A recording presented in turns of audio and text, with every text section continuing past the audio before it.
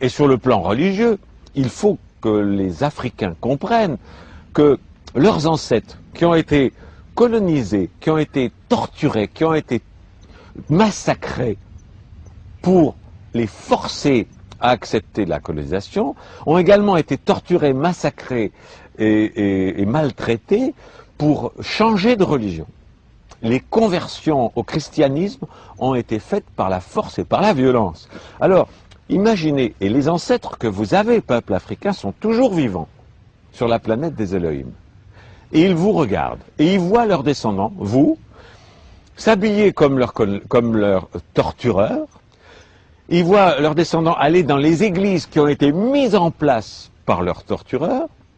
Ils sont désespérés.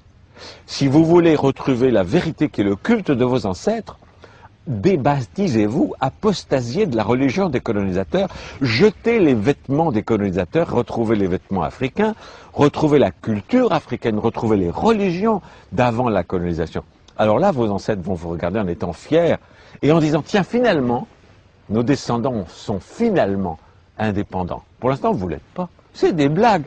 On vous fait croire à l'indépendance. Il y a un drapeau, il y a des... C'est des pantins, mais qui sont aux ordres des pouvoirs internationaux. Et vous le savez, en prenant un maximum d'argent qu'ils mettent sur des comptes en Suisse.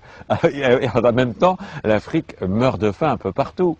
Le Vatican, s'il est tellement concerné par les pauvres et par la faim en Afrique et ailleurs, mais qui vendent le Vatican. Et avec cet argent, il peut donner à manger à tout le monde.